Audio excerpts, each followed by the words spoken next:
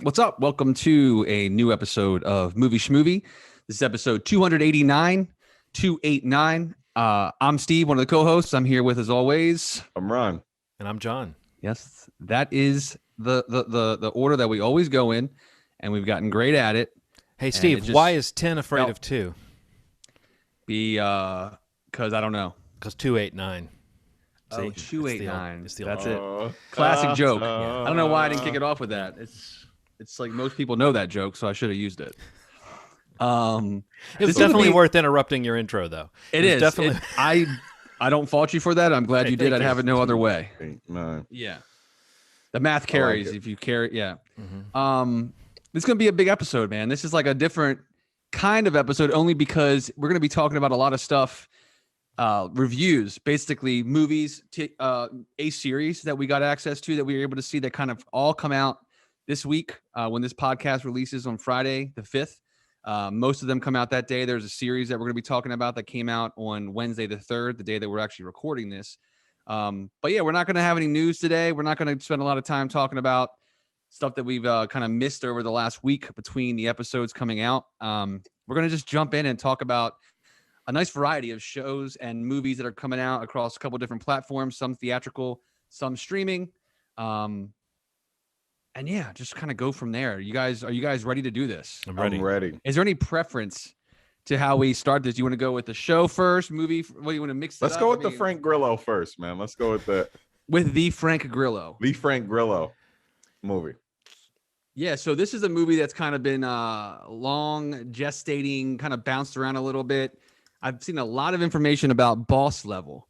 This is a movie directed by Joe Carnahan, Frank Grillo, Mel Gibson, Naomi Watts. I don't know. Have you got, what I'm talking about, right? Like, haven't you seen a lot about this, like over the year or year and a half prior to even pandemic, about this movie being shot, and they've been shopping it around a lot. But it's finally found a home. It was purchased, I guess, maybe a month and a half ago by Hulu. And it's coming out today on Hulu for streaming. Anybody that has access to Hulu, it is in your app as you hear this episode, if you haven't already watched it. But yeah, this is another movie. It's kind of like a guy stuck in a time loop. It seems like, we've kind of seen a few of them this year or the last couple of years. And it's got Groundhog Day is now a genre. Yeah. It's like, you can, that's going to be a new category eventually on either Hulu, Netflix, one of those rows. It's going to be like Groundhog's Day-ish. And then it's going to be all these movies. It's going to be Palm Spring. It's going to be this. It's going to be Edge of Tomorrow. It's going to be Groundhog's Day. It's going to, whatever else. One of the things that this movie does that's very similar to Palm Springs, which I had just rewatched because my wife hadn't seen it, and I saw that again. And that movie is holding up like game night for me. I mean, it's right in that spot of like funny and great characters, and it's actors that you like to see doing fun stuff together. Yeah. J.K. Simmons is great in it. But one of the things it does that I liked about Palm Springs, and I guess I liked about this movie too. I don't know, Boss Level was for me in a lot of ways, but I'm sure we'll get to all our feelings about it. Sure. But I like the idea of starting this story. And that Groundhog Day has already been. That movie's revered as like a near perfect movie by some folks, and at least a classic by others. I like that these movies now sort of drop you in. The concept has already been rolling. Yes. The character already knows they're in a loop. They're in the rules. Yeah. And it's really cool the way that's kind of revealed in Palm Springs. And I would say that much of the humor in Boss Level is based around Frank Grillo's character kind of explaining to you the situation, which you come to see he's been through many times. And I just think that's a fun way to jump into one of these stories. I thought Edge of Tomorrow, which was another one, did a great job of setting you up for it. But I think even that one had a fun thing. Once you get the rhythm going, you realize how like time is passing in a strange way for our protagonist. And it's just an interesting thing about learning a little detail and then going a little further the next time. I don't know. The structure of it very quickly became clear. And I think I don't know if it's a twist. Is it a twist to say what this movie most closely resembles? Or is it, I guess I can beep this out if you guys think this is a spoiler, but that this is like a video game, right? Well, yeah, in the intro, I was going to say, like, the title of the movie is like literally talking about, a sequence of levels of right. challenges. I guess the name gives it away. So in any video game, any even movies that aren't really like this, like The Raid, where you're literally going up literal levels of an apartment complex to get to the boss. Like this movie really is doubling down on the concept from video games. And it has that bit of a vibe to it too. Like you said, when the movie starts, you really jump in and he's kind of talking about what attempt he's on already of this mission, this challenge that we learn about as the movie rolls. But it is something where you're seeing, there's all these assassins coming at him, and it even plays into the secondary and tertiary villains of video games where you're like, that's not the real boss. And, the real boss is, in this case, I guess Mel Gibson's character. But I mean, it does it I think in general, like, I'll just start, like, I like the movie. I thought it was a lot of fun. I do really like Frank Grillo in general. Like, I feel like he is, like, whether it's a small role in Captain America or the Kingdom series, most of the things, Warrior, like, I liked him in most things I see him in. But this kind of more down the middle, like, action, with some humor, which I think he plays pretty well through the movie.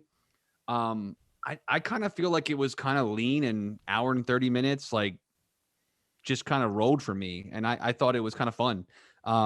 It was fun. It was definitely fun. I do think it's kind of cool, though, how, like, in his attempts, like, we roll forwards and backwards. They're not always sequential. You're right. And, like, we learn more about the foes that he comes up against and, like, the information that he finds through all these attempts. But I did think that was kind of cool. And yeah, I don't know. Overall, I thought this was a pretty fun movie. And I think, especially for Hulu, it seems like a nice program choice for them, because I don't think they have a lot of these kinds of movies, especially what they call, like, Hulu originals. Like, I don't see these kinds of, like, just fun action movies. What did you what about you, Ronald? What did you think of it? I wish so if I were to put this in video game font, I'd say This Ain't It in big font flashing. Frank Grillo is a great character actor. I really like seeing him and stuff. Can he carry a movie is a very strong question, I thought, as I approach this. I think one of the problems I have with him being in it is he's a tough guy. Like, I believe that he's a tough guy. I don't believe any of the humor, and I don't believe any of the other, like, everything he does falls flat. And I think that what happens is the people around him are kind of funny, like the Guan Yi thing, that thing that kept happening. My problem is that this genre is starting to become a standard in our cinematic lexicon. The Groundhog Day, like you were saying, this ain't it. This ain't. When I think about you're talking about Palm Springs was the last one that we saw that was like this. Happy Death Day, which was also a great one. The sequel, even solid, it wasn't as good as the first. And then, if we're talking about putting this in the same genre, I would say that this isn't. Something was missing about it. You know what I did? I did love the little kid. I thought the little kid was he was good, adorable, man. He was really good. Something about Frank Grillo and him together is something that got me kind of like. That works. It was his best stuff in the movie was with the kid, because he was it was almost like you felt Frank Grillo, the actor, reaching out and being warm with the kid, like when he was talking to him and asking him questions and stuff. It actually felt sweet. But I agree with you, Ronald, that, like, I think I might have had a hard time putting my finger on it, but you're right that it was that sort of aspects of Frank Grillo's, like, the humor. It feels like, you know how you've talked a lot, Ronald, about how, like, The Rock is a guy who can, like, break people in half. And so there's a certain dynamic that a guy like that has with people. Yeah. I think Frank Grillo's, he might be a little bit more low rent. He's more of a B-movie guy. And I mean, I like Frank Grillo a lot. I think, similar to what you said, his energy's there. That's not a knock on him. I love guys who can do that kind of down-the-middle action, or cheap. Cheap is such a bad word, but you guys seem to know what I mean. He can be like that sort of B-level version of what we consider to be an action star. But sometimes those guys have, because they've got the physicality and because they're cut and because they can kind of act, it's almost like Gina Carano syndrome or something, where it's like they don't quite have the total package in terms of, like, delivering everything. And I think Frank Grillo is a much more convincing actor than a lot of those kind of muscular people that show up, and that's the main thing you know about him. But I think the humor is really where it fell kind of flat. Like, it's like the guy who, it's almost like if this guy were in the room, everybody would be laughing because there'd be like, oh, for a musclehead, he's a pretty funny guy. But for me, for like a Joe Carnahan movie, I think that's where my sort of meh feelings about the movie came from, is because of Joe Carnahan in the past. he's all over the place, Yeah, but he's definitely. knocked it out of the park before. And so I was fully thinking this movie might be this visceral shot to the gut that was just going to knock me down, and it never felt quite like that. It was like it was leaning on the humor so much that the humor kind of falling flat. It did make me wonder, like, what other actor would have the charisma to have made that humor work, because that really is kind of at the center of the movie. I think you're 100% Ronald. It's that part of the performance that was off for me, because otherwise it does have elements of just a fun B movie, and it is lean. And I think we all like the 90-minute action movie, Absolutely. So go ahead, Steve. It looks like you were about to say something. No. I mean, yeah, I definitely was more positive on it than you guys. I mean, I can definitely vibe with the humor stuff, because some of it doesn't work. But I don't know. I think I just looked past a lot of it because I guess I maybe had lower expectations, or like, I don't know. Maybe a more of a guess on what the movie would be from the trailer, or even what I had heard from people who had seen it. I went in totally cold. All I knew was the poster and Joe Carnahan, right? And like I was, what's Mel Gibson he's doing all in this over movie? the place. Yeah, and we should talk about that too, the Mel Gibson part. You know what I realized? I like Frank Grillo. Russo brothers know how to use him. Yeah.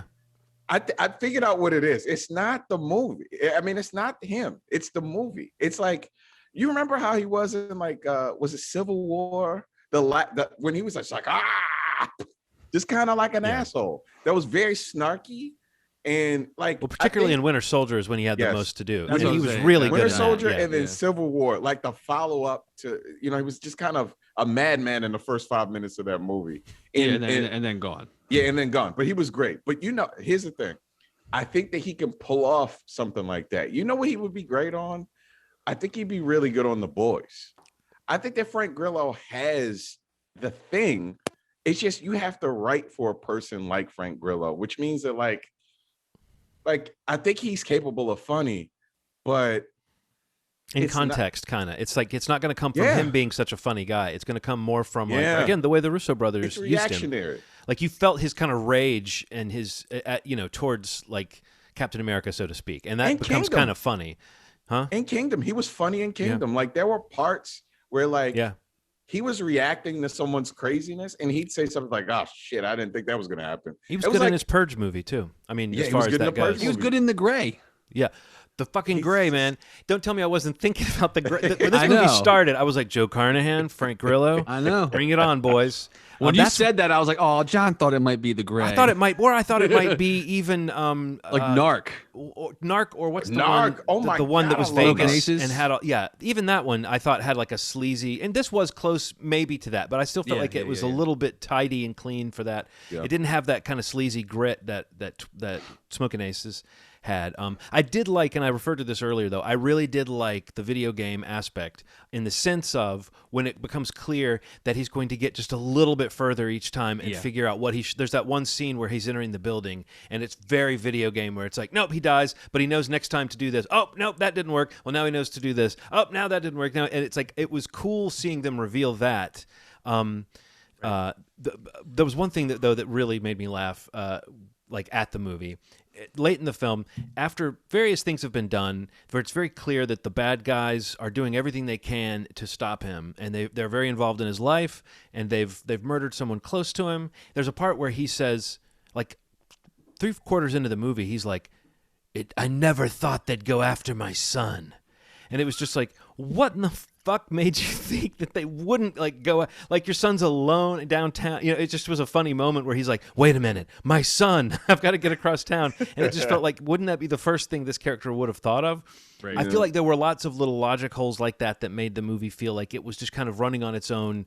It's running on adrenaline and momentum, and I do think it gets a few scores. Like you said, the stuff with the sword fighter and how he builds up to that, and like the long lead up to that. The gag didn't work because Grillo, I don't think in that last moment delivered the punchline to that whole storyline very well. But the lead up with a certain actress that shows up in this, that was just a really fun use of what Palm Springs does well, what Groundhog Day does well, which is like show you how this person has a lot of time within this world. Because it's repeating to learn something, to pick up a skill, to become better. So I thought it was cool to see how that situation built. But yeah, that was maybe one of the best payoffs, and I really think it was lacking that punch at the end. I feel like whatever that the way he kind of threw her line back at her just was not. I don't know. I thought the scene, very like, funny. towards the end of the film, like, well, first off, the guy that comes up in the helicopter, like, every time, like, Gronkowski, like, when that last time when he, like, runs out and jumps at the helicopter and Gronkowski delivers the line, like, did he just jump out of the window? Like, he's not sure, but he's actually, like, under the helicopter. I thought that whole scene was pretty funny. I like that. Just like how eventually, like, you know, he's just like, I'm not even going to fight this guy. I'm just going to jump out the window to try to get in the helicopter. It did have some parts, man. Yeah.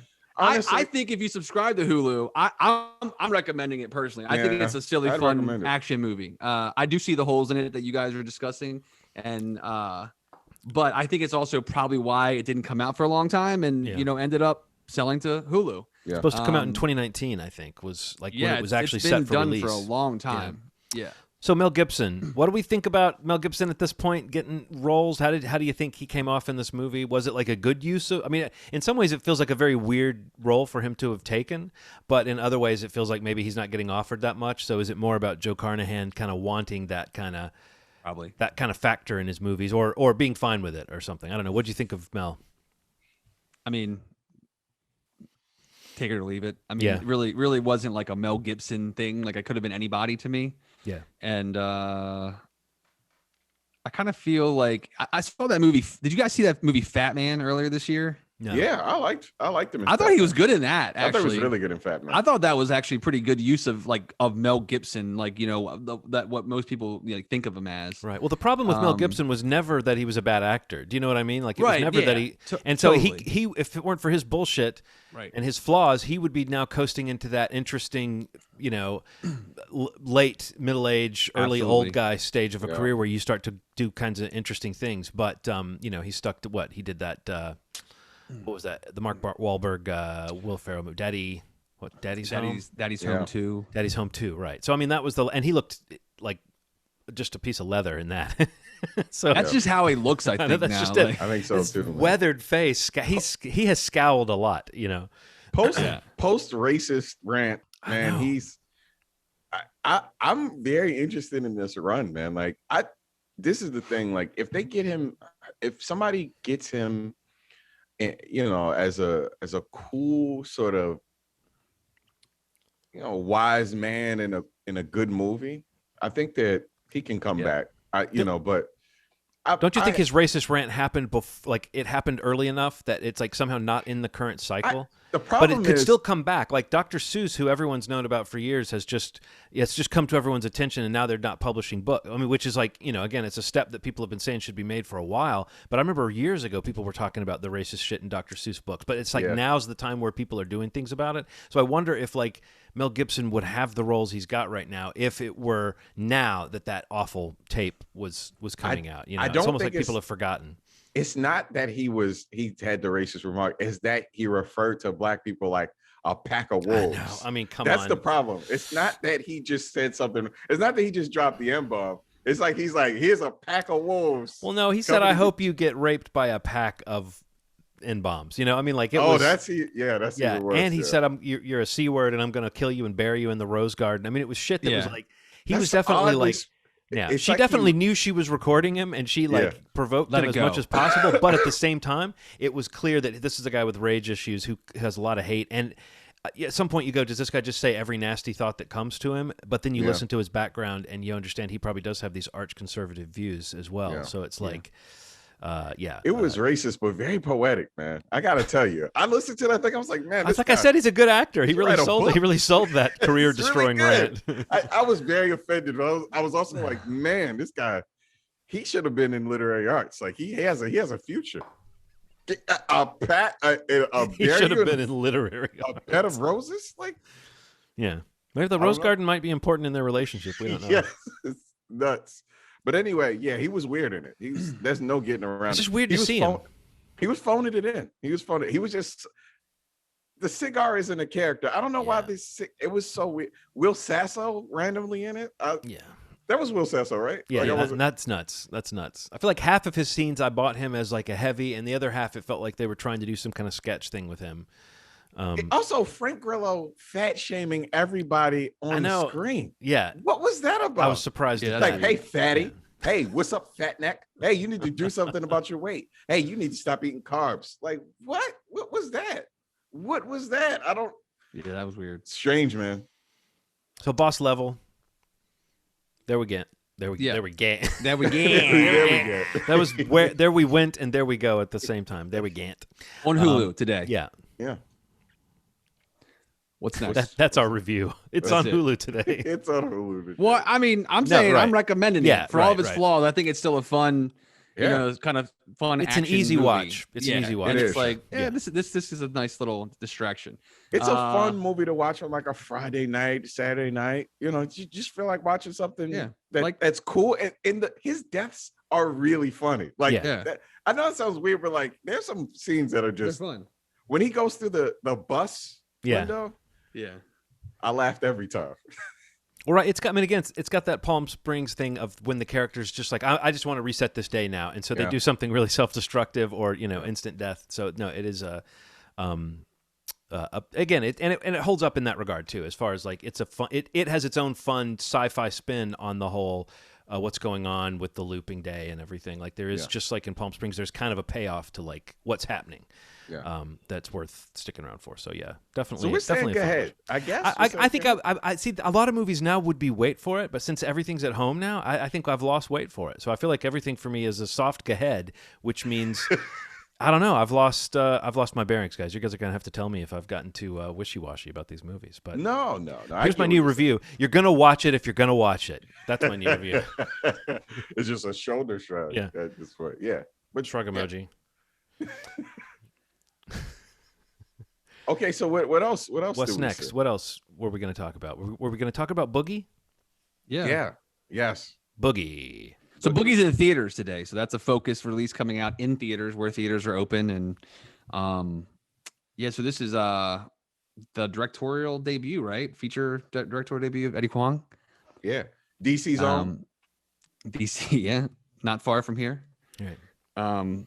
Most people maybe know him or his story or his name from Fresh Off the Boat, which is a sitcom, but with Randall Park. But a lot, he's got like YouTube series. He's an author. He's got TV series, Vice. Like he's all over the place. But yeah, this is his feature debut. What'd you guys think of Boogie? I thought that it was a really cool kind of small slice of life sort of struggle. I mean, like when I think about some of the 90s movies that I liked in 2000s, like coming of age films. Yeah. I think that this captured New York in a cool way. In Baltimore, I met a lot of Asian kids that were kind of like him, like this main character that was like Boogie, that were very like in touch with, in touch with culture, the surrounding culture, cool as hell. I didn't know any of them that played basketball, but this is a cool story. I think that his family dynamic and all the characters in that dynamic were really cool. His brother, played by Eddie, his mom and dad. Is his uncle? Oh, he's his Eddie, uncle? Eddie's I think it's his uncle. Yeah. Oh, it's one of the parents' brothers. I thought they said. Okay. But then maybe the fathers, I think, because he picked them up so his uncle, yeah. Yeah. But I thought it was a cool coming of age story. It was solid. It was like a little paint by numbers, but you talk about all the things that made it different from what we've seen before. And that makes it really, I don't know. It's like there's a formula that works with a sort of sports or whatever you want to call it, self-actualization, coming of age. There's lots of ways this movie could be put into a category. Yeah. And I don't know, there are obvious reasons it's different. I mean, there are cultural aspects, stories that we haven't seen, family dynamics that we haven't had a window into typically in these movies that can become kind of cookie cutter. So, I mean, if you freshen them up with characters and situations that feel real in a way that's deserving, in a way of like, okay, wow, this is a cool difference. It makes you realize how samey same those types of movies have been. But I thought it did a pretty good job of navigating that little tricky path of like, well, how predictable is every, coming of age sports movie going to be? Like, what's the dynamic? What's the like, it's Rocky, it's It's whatever. It's like, is the guy going to win? Is he going to lose? Is it going to be predictable? What's going to be the victory? What's going to be the loss? And I think that, again, I thought it did a pretty good job of giving you like goalposts you wanted to see for the character and how those mattered maybe more than some of the tangible things that were going on. But, interesting group of characters. And I think it kept it small, and it's very relatable stuff. It's all about like that stage of your life where you're, what are your opportunities going to be? What path are you going to go on? And you can see, and the self-destructive nature of the character, I think, gives us a lot of tension. But you also see how he's not so much self-destructive as misunderstood. And I think that, just makes for an interesting character. Like you start off thinking maybe he's a little smug and pompous, and you end up understanding a lot more of why he's that way and how hard he has to work, to maintain what's expected of him. So. Yeah, I think I pretty much agree with you guys. I think that I wish it would have focused a little more on the family stuff.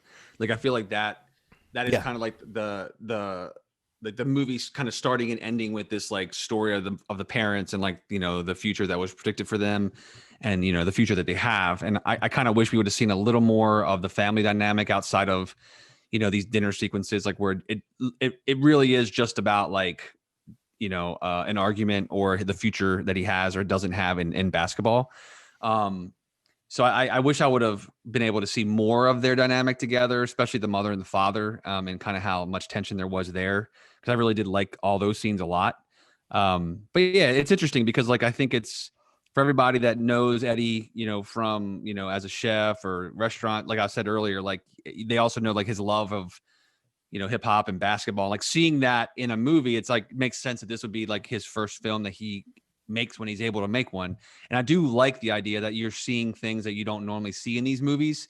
Like these ultimate awesome successful endings, like which, and I'm not spoiling the movie in any way, but I will say that like I think it does a really great job of talking to how sometimes these stories end in a successful manner, but not at the paramount of what you see in a lot of these sports movies. Yeah. But that is still a massive success to this person. Yes. Like I think the scope is really what works, when we get to the end of this movie. And I like that it's kind of pulled back a little bit where we don't get the ultimate ending for this guy, but you still have an ending that kind of gives him a lot as a character, as a person, as a professional, as a basketball player. That's what we want to see him doing or not do. And I like how we get to that conclusion, and it's not absolutely the Rocky moment or the Rudy moment or whatever you want to compare it to.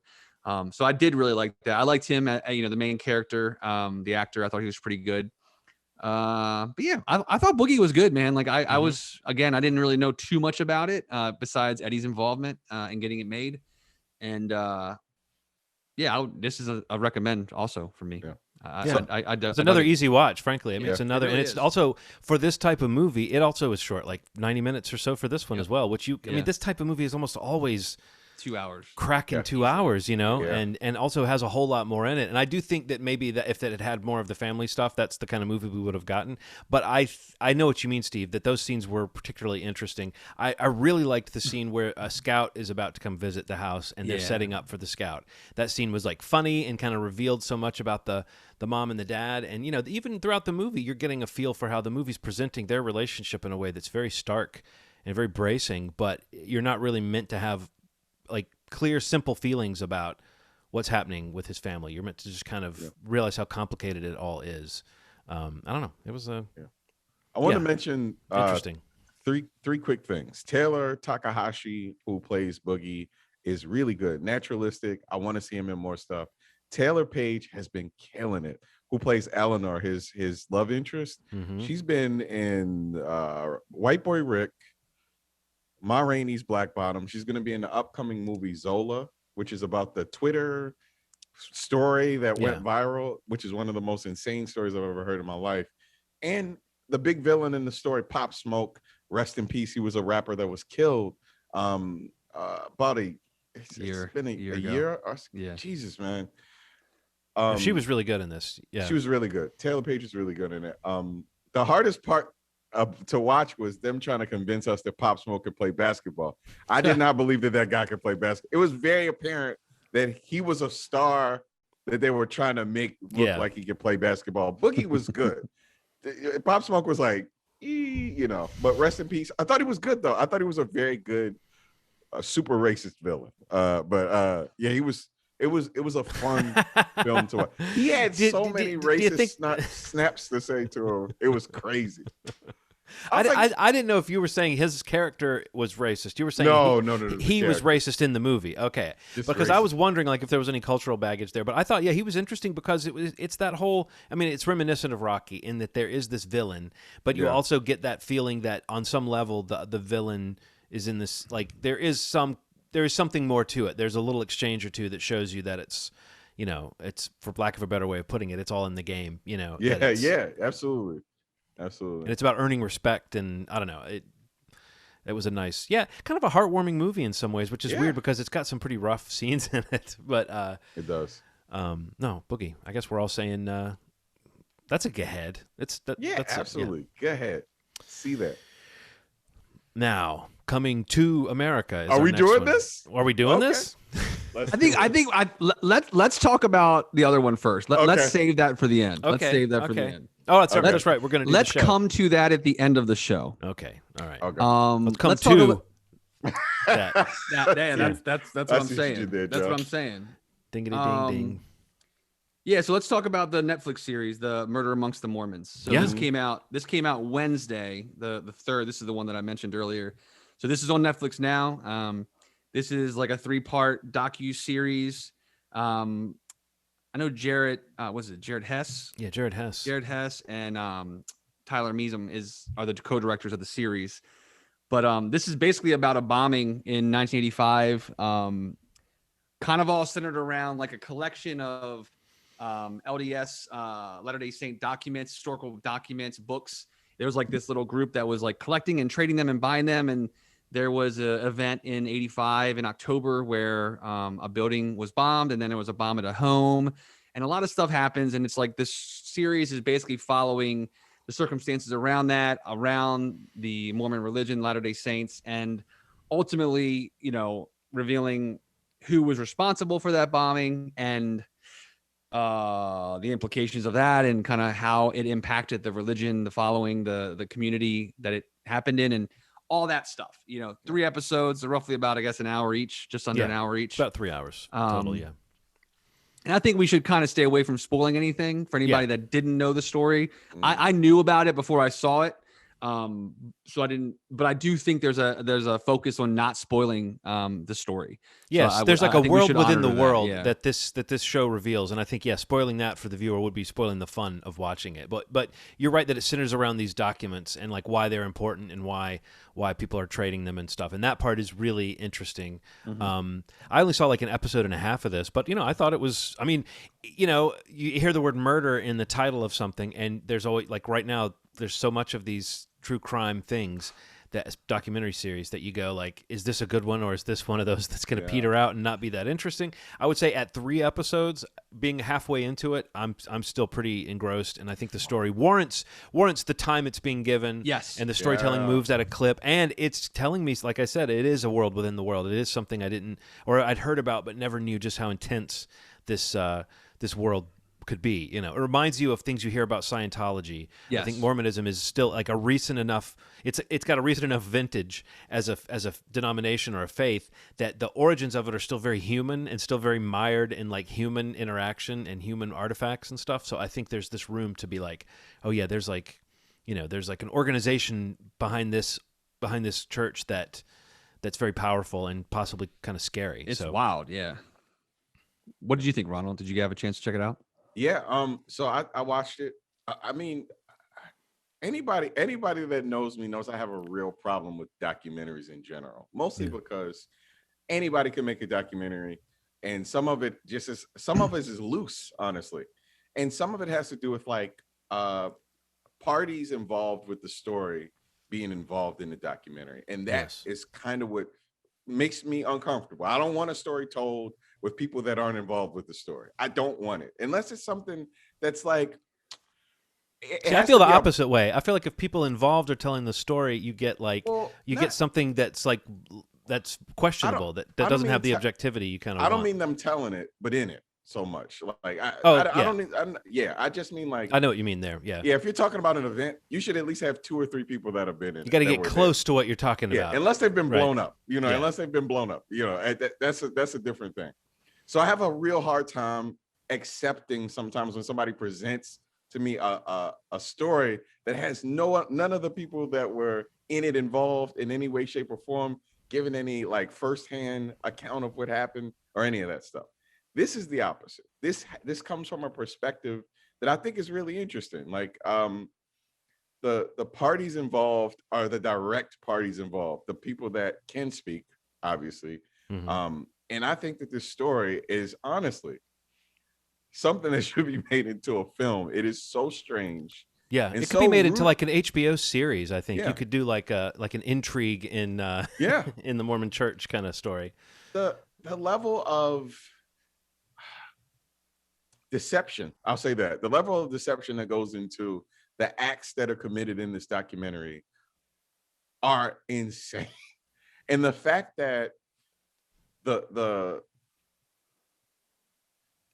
product of some of the things that he's done are still out there in the world is I was so can you imagine? That's all I'm gonna say. It's a cool documentary. It's a cool. I was gonna say, like, I think recently, like the Netflix docuseries on the Cecil Hotel got a little bit of flack about like the being drawn out and like having the information it wanted to say and just kind of wasting some time. And if you knew the story, especially, you knew that it was doing that. Right. Yeah, and I knew the story. Yeah, and I mean, even knowing this story for the most part, I didn't know all of that I learned watching this docuseries. But I think even knowing the story, I feel like this is a well-paced, well-informed. Like it doesn't feel like that series to me, like which I thought was an interesting thing to note because I've heard a lot of people say that about the Cecil series. That should have been a movie. The Cecil thing should have been a documentary, just a movie link thing, and it would have been about right. But yeah, it was really stretched out by too much. And I think like it's also interesting, like coming from a filmmaker, or I'm not sure about the co-director, but I know Jared Hess is a lot of he's from that religion, like he grew up that way. His dad was a bishop, like he has. He's still in that community, or at least, has connections to it. So I think the interesting thing about this whole story is just like that some of the documents that are at the center of this whole thing are documents that were very controversial in the religion and like that were making people question the, Joseph Smith and like how it was founded and what exactly happened and how it came to be. So I think that like the natural riff that this was basically making happen within it is an element that really kind of speaks to what you said before about like who the person is making it. In this case, I think somebody who, was a part of it, not directly, but in this following or in this religion. I think that's an interesting thing to think about is that like they are talking about, the questions around the documents that were at the center of this whole thing. They're talking about the white salamander documents, and these collections that were kind of all a part of what happened. So I thought it was really intriguing that, a filmmaker like him that most people just know from Napoleon Dynamite, has this history and, he has like this basis in this faith and this following that, to explore it in 3 episodes, I thought was a really nice amount of time to spend learning about it. And like the people that are the access to the people that they're interviewing is direct. Like I loved that it was like talking to all of the people that they could access that were like at the center of what was happening. You're not talking to a lot of like third hand things, like sometimes you get a lot of that in these docuseries because of access.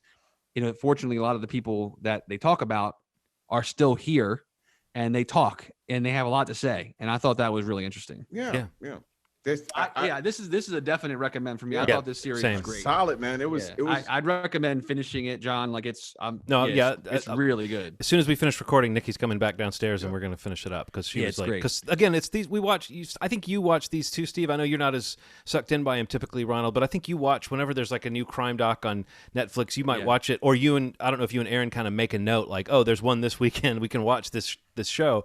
You can tell like a couple episodes in when you're getting kind of groggy and you're like, I'm just not that pulled forward by this. This is like this is really almost could be a movie, but I'm glad they gave it the extra time of giving it 3 hours rather than 2, because there is a lot of detail. I don't know how this one wraps up, but I feel like this one is moving at a nice clip thus far. So, 3 episodes feels about right. I do want to mention there's another documentary. It's just kind of on the heels of this, talking about this, like who's behind it and who's making it. Did either of you watch Kid 90? Yes. Okay, Okay. I'm not going to watch it. I'm not going to but say I think anything. There's an embargo on it, though. I thought it was up this week. Maybe it is. I know it doesn't come out till next week. Well, I'll cut this out if it's not up. But all I'm going to say is this to me is the case of Kid 90 is one where like there may be some interesting footage in there, but she's too close. It's like she's not just too close. It's not a movie. It's like you need someone to come in and make this into something if you're going to do this. It feels like weirdly self-serving and weirdly like something that should have been a private therapy session and not a movie. But what there is that's movie worthy in it feels like it's presented in kind of a weird, slightly like almost like she doesn't almost because it is like produced by, directed by.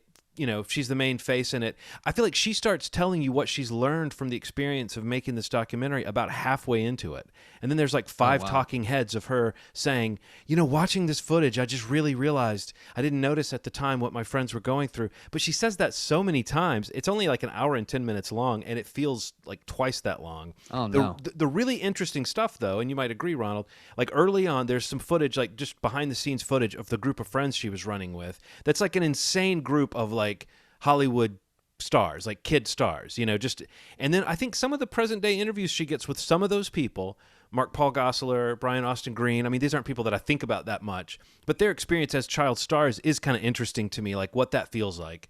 And I think it's interesting to think, well, maybe she got conversations and answers out of them that a director of documentaries might not have gotten because she goes back with them. But it almost felt like she called all of her most famous friends, and they helped her out by doing like a day. And did you notice, Ronald, that like it didn't look finished? Like the video quality from shot to shot wasn't consistent, and some of the audio seemed kind of unfinished. I mean, it really to me was like someone might be able to spin this into something, but it's really hindered by who's behind it, and like the fact that she's making it as almost a vanity project. Like I'm almost surprised that it's coming out as widely as it is. It's coming out because of the Punky Brewster reboot. Yeah, right. I guess so. Yeah, you're right too. The embargo was yesterday or the day before. Okay, so we're cool. We're so good. I felt kind of similar, man. That I've generally like if you're watching it for the purpose of being entertained, and you're not looking at some documentaries as like a factual take on some of this stuff, that's cool. But sometimes for some people, this is all of the exposure that they're getting to the subject matter, right? Right. And so it has to have some balance. Or if it has a perspective, it should tell you right up front, we think this person's guilty. We don't like this person. So like, this is the thing, like, I watch a lot of documentaries. My girl watches a ton of murder documentaries, like marathons them. Like she goes to sleep to them. In fact, she goes on Peacock and then watches hours of them, which I think is cool. But we do that too. We fall asleep all the time with like some A&E show running on some streaming service, and then you wake up thrown off of a building. You're like, oh my God, why you go to sleep to this? But yeah, I think that this Mormon documentary has some direction and perspective, but it doesn't feel overbearing. Whereas Kid 90 feels a lot more. I mean, look, I'm not going to spoil. She exposes a lot, and she says some things that I wasn't expecting her to say. No, there are some sections that are very poignant and affecting. Yeah, and there's a whole thing about her developing and her breast reduction and stuff like that. That is the way that it's told. It feels very timely, but it still feels like it's lacking that perspective or that polish that you want a good documentary to have. It almost felt like some kind of publicity materials more so than a movie. It felt like EPK or bonus materials on a disc or something. It didn't feel like it was put together to be a movie. She should have given it to an editor. I mean, like, it's the footage is incredible, Steve. Like, it's interesting to see those kids running around. I can't wait. I'm excited to see it. Yeah. When you see how casually she talks about some of these people, it is going to blow your mind. And then you see them in the footage, like just hanging out and stuff. Because it's people you know, but then it's like, I didn't know she knew that person. I didn't know that this person was like trying to like be in her space. Yeah. Like it's just that cool. No, that part of it's really interesting. Like there's about 40 minutes of like genuine, like, oh, that's like you said, Ronald. Oh, I didn't know she hung out with them, or I didn't realize that while she was off camera not being famous, she was kind of running around doing these things with people you've heard of. Yeah. But then the other 20, 25, 30 minutes is her in like with like a gauze over the lens where everything looks kind of faded, talking about the experience of learning from watching this footage. You know, it's really out of balance with that. But anyway, I was just making the comparison that you kind of put the bow on, Ronald, which is that is an example of a documentary that lacks shape. Murder Among the Mormons has the opposite of that. It's got a lot of shape, and it's actually got a lot to say, a lot of story to it too. You know? Yeah. Cool. Anyway. Yeah. That's on Netflix now. 3-part docuseries, A Murder Amongst the Mormons. So yeah, check. I think we all recommend that one. So yeah, the last one, and we're going to talk about tonight. I figured we just come to our final. We'll movie. We'll hang on to this one to the end. This is Coming to America, which is out today on Amazon Prime. This was a pretty big deal, and I want to mention real quick before we get even to talk about the movie. So last week,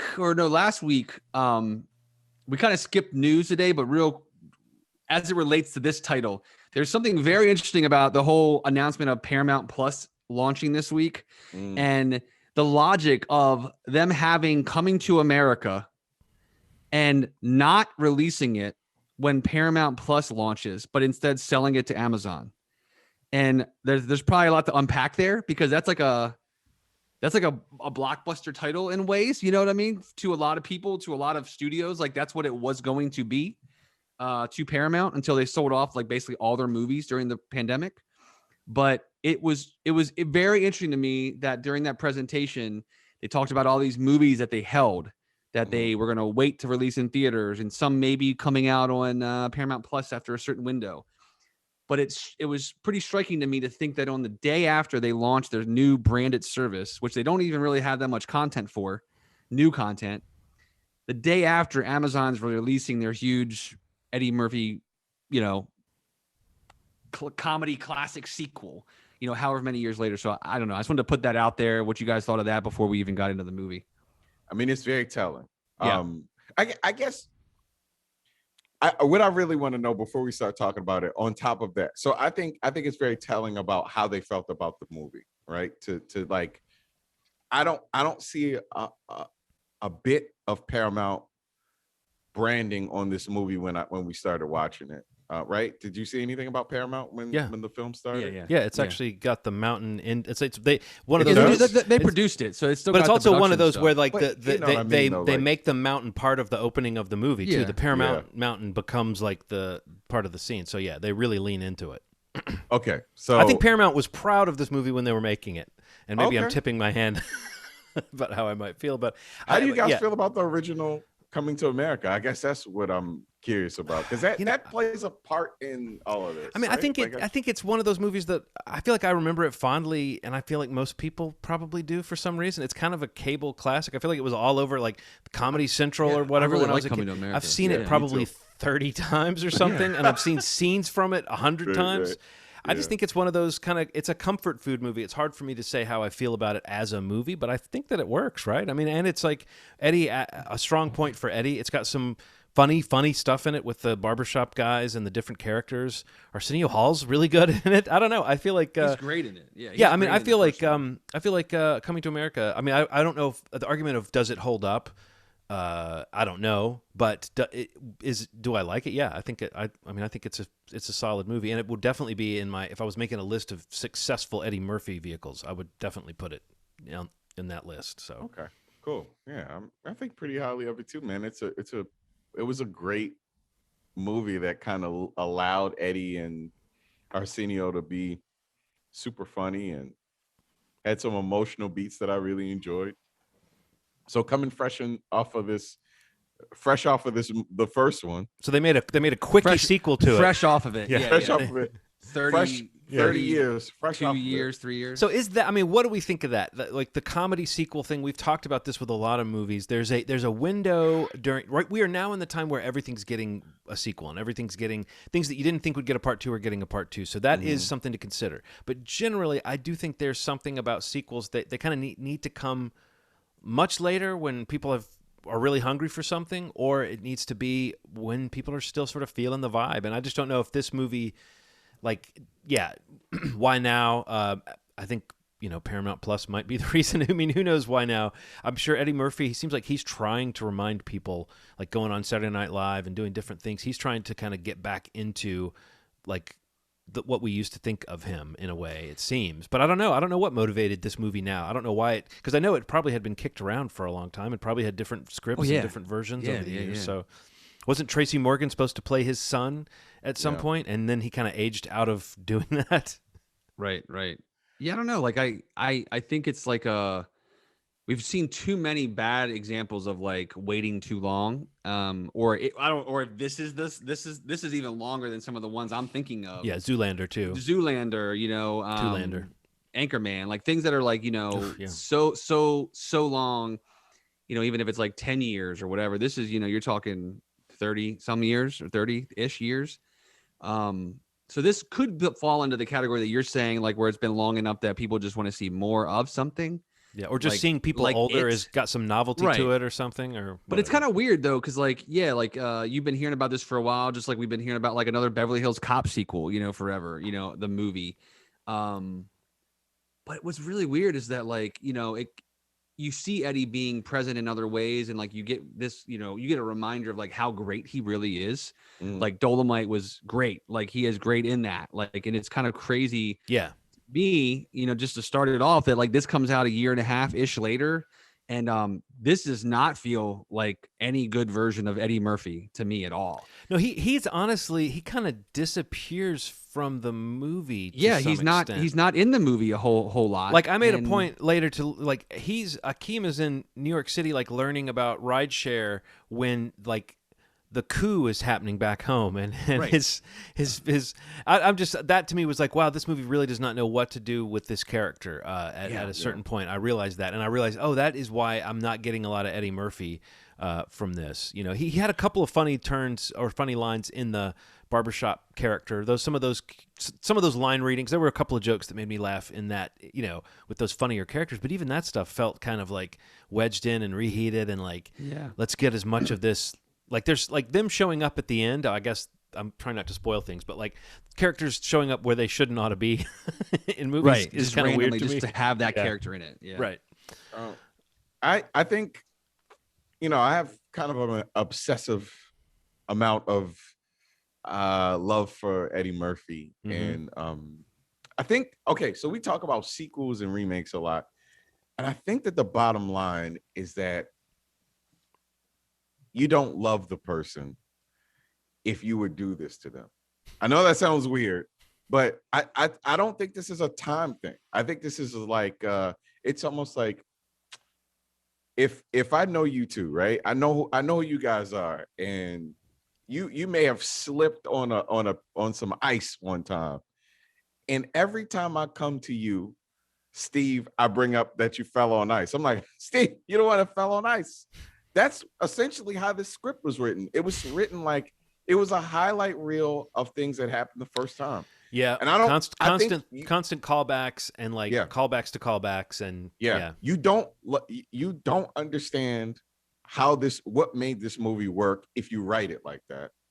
It could have the same feel and not retread. I think that some of the coolness was the quirkiness of Prince Akeem. It wasn't the fact that he was like it was fish out of water, but he was also like, he was strange in his home. Like he was kind of an odd character. Yeah, he was kind of a dorky character, which Eddie Murphy excels at. He was kind of a dorky character everywhere. It wasn't the fact that he was it wasn't the fish out of water thing. It was the fact that he was kind of weird everywhere. Like wherever he went, he was kind of the odd man out.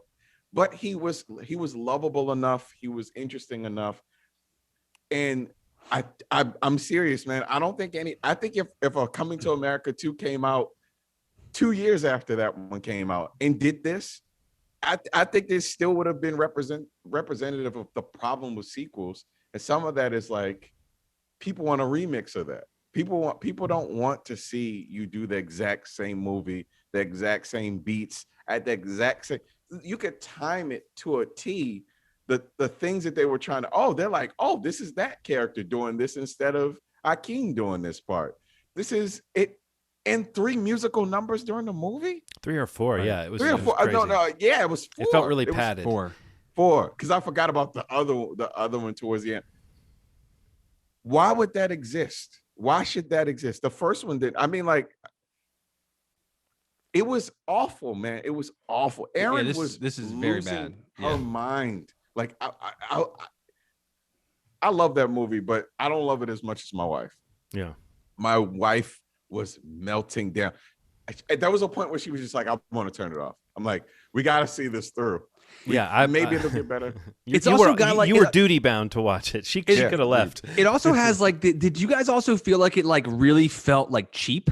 Yeah. Like every scene like felt like the idea of having it take place in Zamunda, like every scene felt like a really bad green screen shot. Like everything looked really cheap and fake, and like for a big production like that, like, and to make that decision to bring it back there and have a lot of the movie take place there, it didn't really feel like they really capitalized on any kind of like set or like real set or environment or world like that they could be living, or even to shoot something on location, like it just felt like a lot of shortcuts were happening in this movie. And even like some of like the makeup and some of the characters that they're in, like the makeup even like I don't think really holds up compared to even some of the costumes that they used in 88. Some of the characters like I don't think look good in this movie, like that we're getting this like second helping of. Like some of them just look kind of weird, and maybe that's because they're older. I mean, I'm sure it is, but I mean, I'm just talking just the straight up makeup nature of like how good it looks on the screen. Which again is weird because this is the same director that did Dolomite. Like he brought him from there to this, and I like Craig Brewer, like, but this just does not work, man. And I have a feeling that it doesn't work because the Eddie of it all. Is that it? Of it all? I mean, is that it? I mean, I found myself really pondering, like, what is it about this that's feeling so kind of flat? Fowler was terrible in it too, man. Was he? Was he? Yeah, he's his son. Yeah, like, man. Yeah, he didn't make much of a lot of it doesn't work. I just feel like you watch a movie that like we talk about this a lot, like filmmakers and actors getting together, like where the actor or the filmmaker, whoever, vice versa, doesn't have the capability of like running all over the production. And I'm not saying that I think Eddie Murphy is that way, but he does have a reputation of being that way for past movies he's been in. And this is a property that he has like a real strong tie to, and has been trying to make this sequel for years. For it to finally happen, and to happen with Brewer, who has a very kind of eclectic like filmography, and coming off of Dolomite, which is such a strong screenplay and like a well-acted shot film, this just feels like there was something happening where the director of it was not being able to be the director. It feels really anonymous. Brought him in to be. Yeah, it feels very generic. It does not feel like it has a touch like he has on a lot of his films. And that's kind of what makes me feel like there's just something else happening. I don't know if it's Eddie. I don't know. I mean, there's tons of stories about Eddie, in some of his movies, most notably Vampire in Brooklyn. You can read those stories, the oral history of that, which I think we talked about that before, Ronald, didn't we? We did. That crazy article they did about it. But I mean, like, he definitely is like, he's an all-timer. I love Eddie Murphy. He's one of my favorites. Like, no one is going to argue that. Like, I love seeing him whenever I can see him. And in the past few years, we've been able to see him more, funny enough. And he's been really good in most of those things. Yeah. I just feel like this, for being what property it is and the time spent waiting for it, and to feel like, it's finally going to come out. I don't understand why this is what's coming out. Like, it doesn't feel like a victory lap at all. It does not work at all. Did you know that on his media run, Eddie Murphy mentioned that there was another director that wanted to do this movie? Did you hear about this? Ryan Coogler. Oh, wow. Ryan Coogler pitched a Coming to America to him, and Eddie kind of slandered it. He's like, I didn't like the feel of the idea that he had. I didn't think it was a good idea. But I can't help but wonder if Ryan Coogler could have made an incredible movie. Well, I mean, hasn't Eddie's career gone into this weird place where he's done this kind of safer stuff or stuff that's just not funny in the way that he used to be? And is it because of that kind of control and maybe that kind of like not knowing quite how to stretch out? I mean, I know that sounds rough because sounds like I'm critiquing this guy who I think is a great artist, but it does seem like one of the reasons why Dolomite clicked so well for folks is because it felt like he was being funny in that way that he excels, that fast talking thing, but it was put to use in an actual character, and it was a filmmaker that had an actual kind of story to try to tell around this character. And it's so often it does feel like he's in something that is like either like a family movie that's very, that just doesn't feel like it has room for his wild creativity and energy in it, And this movie kind of has that safe as milk kind of quality to it too. Like even if it had clicked, it's going for something very, very much like, hey, remember Coming to America? Like you said, Ronald.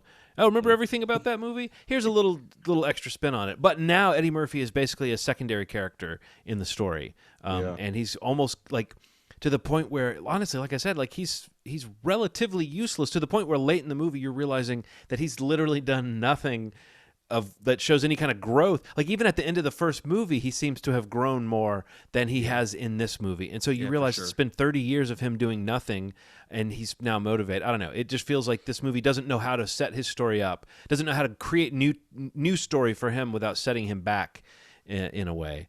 So yeah, I think I agree with you guys. What are some things that did work for you, or that maybe made you laugh, or jokes that worked, or something? Let's talk about the positives. Wesley Snipes. Wesley Snipes, man. His strut, that's what I wrote down. When he strut, the first time they clear the path for him and he struts up, so he's having so much fun, and he's legitimately good. That voice that he's doing is funny. Like he's doing something we've seen before, a character we've seen before, but he's doing like a very funny satirical take on a kind of warlord character that we may have seen in a movie. I agree. I had him down on the list of 3 things that made me laugh in this movie. He was great. Yeah. Tracy Morgan. Yeah. I thought Tracy Morgan was funny. And I thought Leslie Jones. Leslie Jones was funny. Yeah. I just think that these things aren't enough. Like she's kind of stranded with this character that might be funnier in a movie that had more story or more of a point, Yeah. She almost seems like she's going to be an antagonist. I guess I'm kind of glad that they didn't do that, but I did find myself very close to the end realizing that even Wesley Snipes was too likable of a character to be much of an antagonist. Yeah. So this movie's kind of conflict free, but I guess that's in the spirit. I mean, it doesn't need to be like, it would have been stupid if it had been like a fight scene at the end that settled everything. Yeah. I can't remember what the other things I laughed at were though. Yeah. I mean, I didn't laugh at much. No, I didn't either. That's like I said, there were literally 3 things. I just feel bad that. Oh, I know what one of them was.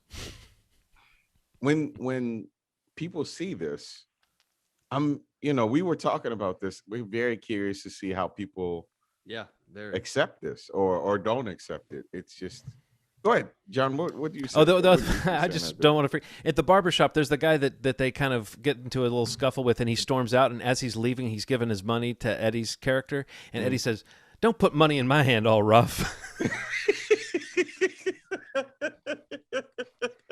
That's good. That's good. Yo, he knows things that are funny, man. Well, he sure, does. obviously. Even his delivery of "I rather enjoyed being on fleek." That was the other thing that I chuckled at that I wrote down. Yes. I thought that, but again, and that's what you're talking about, Ronald. That line is Akeem. That dorky, like, but I liked that. Like the movie's the movie is missing that silliness. I think it is for the most part.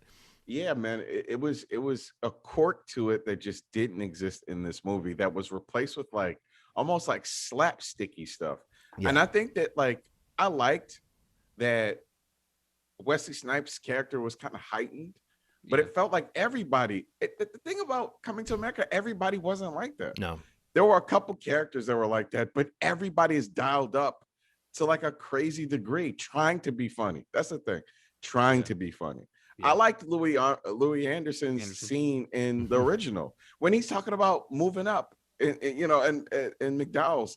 That to me was so funny. It's the simplicity of somebody in this world just being like, I can move up and I can be a manager. And then after that, it's just like, that is what makes this movie made that movie so funny. And there's also like this like false confidence, I feel like, the whole time, where like in this sequel, I feel like they are really going for like jokes all the time. So many jokes. And that is a trait of a lot of these other movies that we were talking about, these sequels that were not good, you know, or too late. Or another one that I thought of when we were talking was like the true Dumb and Dumber sequel. You know, that it had the same thing where like, you know, and some of the jokes or the way they're delivered, like it's just not funny that way anymore. You know, so yeah, I don't know. For me, this, unfortunately, like, you know, at the top of this portion, like I love Coming to America. Like it's an all timer, especially of Eddie's. But so I can relate to Aaron's response, Ronald, where I genuinely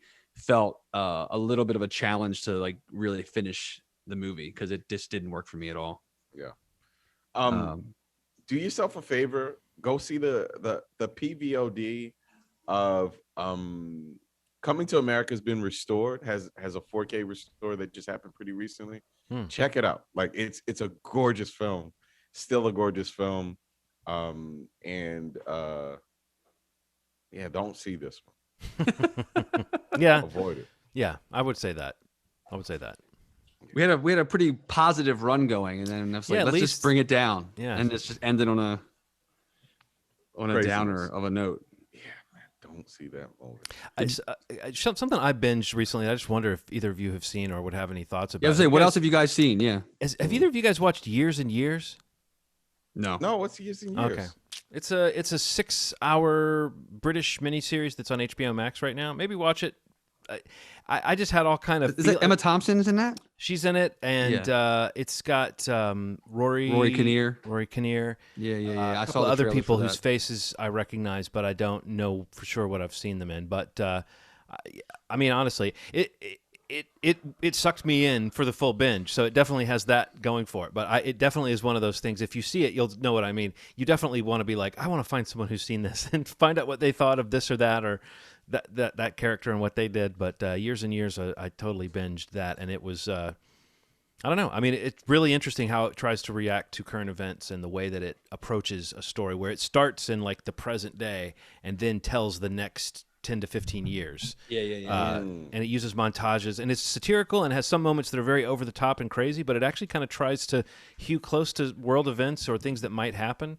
And Emma Thompson's character is kind of a Trumpian sort of character, British politician who's, you know, rising to power. And I mean, at times it's chilling and times it's hilarious. Like the commentary on like what's next now that we've seen who can become president, now that we've seen who can become prime minister, what's next, you know, what world are we in? Like in the world of the show, Donald Trump wins a second term and America becomes like a very, very scary presence in the world. So, I mean, it's a interesting show. I would love to hear what you guys think of it. That's on HBO Max, right? HBO Max. Yeah. So I was going to say the other one I wanted to mention that we checked out ending of last week after we recorded. Aaron and I binged a show on HBO Max as well called The Head, which is it's kind of like a murder mystery, kind of like 10 Little Indians, like one by one they drop, and it's kind of figuring out who did what when, because it basically takes place on this like Antarctic research station where in the winter months like 10 people stay because it's just like nonstop darkness, and like they kind of stay to make sure the place keeps running and everybody else leaves. And you know, we pick back up immediately, you know, where somebody's coming back to that period and basically everyone's dead, some people are missing, and it's kind of told through flashbacks and these competing narratives of some of the survivors. But it's only 6 episodes, and we thought it was pretty great. I would say like the finale, you know, really kind of nails the show. Like it definitely maybe feels a little long, but I had a pretty good read on what was going on, and I was we were kind of had our theories going back and forth, and the show has a really kind of cool way that it kind of wraps up the series. So I would, The Head is on HBO Max, and you know, I would highly recommend checking that out if that sounded at all interesting to you. So that's 2 HBO Max recommends then. Yeah. I have another. The Lady HBO in Max. The Dale. Yeah, I think HBO Max better. You know, you hear what we just did. HBO Max. I think it's HBO Max or HBO at least. Which one? The Lady in the Lady in the Dale. HBO Liz Max. Carmichael. Yeah. Have you seen it? No, I keep No, but seeing people the have been ads talking for it. about this Man. like crazy. Is it good? Steve John, it is one of the most interesting things I've ever seen. It is the story of Liz Carmichael and this car company with this car that was supposed to be $2,000. It is the Dale is such an interesting story because I've always heard about the Dale in some way, shape, or form. Like people say like Pintos, and then every once in a while you hear, oh, it could be like the Dale. Yeah. One of the most interesting story about one of the most charismatic, smart people that I've ever heard of. And, you know, sometimes you hear about people that kind of come into power and don't deserve it. Mm-hmm. Liz Carmichael deserves every bit of fame, every bit of fortune, every bit of craziness. It was a lot of deception involved, but this is a crazy story with so many twists and turns. And, you know, like, I think the idea was that Liz Carmichael came out as trans because she was trying to get some sympathy. But what was happening was this transition was happening just as she was trying to build this empire. It wasn't an excuse, and you find out very quickly that it wasn't an excuse. It's just a cool story, and you'll have a lot of feels about it. There's a lot of footage, a lot of interviews from Liz. Man, I wasn't ready. Aaron started playing it, and I'm just like, this is HBO is doing documentaries right. I'll say that. That's and I mean this is a Duplass brothers production too, so they've done a lot for HBO. With documentaries, their series and such like that. So I've seen Mark posting a lot about this on his feed. Past couple of weeks, but I definitely want to check that out. That sounds good. It immediately. And I saw one more documentary, Patrice O'Neal, Killing Is Easy. Kind of an account from a couple people that are around Patrice O'Neal about his legacy and how he kind of imploded, honestly. Like his, you know, he had these standards of sort of the way that he went about business, and his career honestly imploded, to be you know, it's a cool account. I actually met his wife a couple times in New York. Really nice person, but it's a good documentary. Okay. You know, I always found him an interesting kind of complicated figure. You know what I mean? Because he was undoubtedly funny and gifted as a comedian, but he also had some real darkness to him, and I mean, I think that was part of why he was a good comedian, is because he was unflinching about that. But no, you're right. But it definitely was one of those people who, you know, it feels like they kind of burned out fast, but you could almost see it coming in a way, the way that he absolutely. Well, that's a jam-packed episode. What is that on, Ronald? It's on Comedy Central. Comedy Central just released it. Cool. Pretty recently. I think you could watch it the first couple of days for free on Comedy Central. I don't know what they're doing now, but I think it's probably behind the wall right now. But Killing Is Easy. Yeah, I kind of chuckled when Trevor Noah popped up too for just a split second. That just his eyebrows. Were kind of funny. But that also, that to your point, Ronald, that felt like. Let's be clear. You're talking about Coming to America. Yes. Let's circle back. Not about Patrice O'Neal. Yeah, Patrice O'Neal's documentary has Trevor Noah wearing false eyebrows in it. No, but I was saying that maybe that was a fourth thing that got like a half a chuckle out of me, but when he showed up. But I also think that it's indicative of like the kind of sketch character that you guys are talking about. That this movie was full of. That the other movie was slightly more grounded. Anyway. So we did it. That's it. That's what we watched. So let's recap real quick. So we started off Boss Levels on Hulu today. Boogie is in theaters today, where theaters are open. A Murder Amongst the Mormons is on Netflix, 3-part docuseries. Immediately. Yeah, check that out for sure. And then Coming to America, if you still want to check it out. See that immediately. That is on Amazon Prime. And the last things that we talked about are kind of scattered, but some HBO Max series, and Ronald's Patrice doc is on Comedy Central. ComSyn. So that's gonna wrap it up for this episode. We'll be back next week. We're gonna be doing something in some capacity with the South by Southwest Film Festival. So we're gonna figure out how exactly we're gonna do that coverage, but that starts what is it, the 16th? I'm trying to do my math here. 17th? I don't know. A couple weeks from now, but in an upcoming episode, We're gonna definitely do some coverage of that. Check some stuff out there. And so that's upcoming. So look forward to that. But next week we'll be back with something else. We'll probably be talking about Cherry. I think we discussed that. And hopefully I can check out Kid 90 between now and then, and maybe we'll revisit that for a little bit. But Yeah, sure. I'm sure something will come up between now and then, and we'll talk about that as well. I'm going to check out The Head. Please someone do. who I Let me know what you trusted think of it. recommended it. Yeah. I can't remember who it was, though. So movieshmovie.com is the site. Twitter, Instagram, Facebook.com/movie-schmovie. If you follow us on YouTube, be sure to check out the Marvel Schmarvel, little side thing that we're doing every Saturday. We record it as soon as possible after the WandaVision that we can. It comes out over the weekend, but we'll be wrapping up that series this weekend. Be one of the select finale. few who watches Marvel Schmarvel over on YouTube. Yeah. Join the club while you can still get in. Yeah, well, you can learn each other's names and everything. Yeah, it's very personal. So that'll come out this weekend. But we'll be back next week with a new episode. And again, we'll be talking about Cherry in the Least, the new Tom Holland Russo Brothers film coming out on Apple TV Plus. You guys have anything else you want to mention real quick? No, You good? You good? Good luck with your move, Ronald. Hope everything goes well. Thank you so much. Yeah, man. I need it. All right, guys. Thanks for listening. And as always, you've made our day. Thanks. Bye. Nice.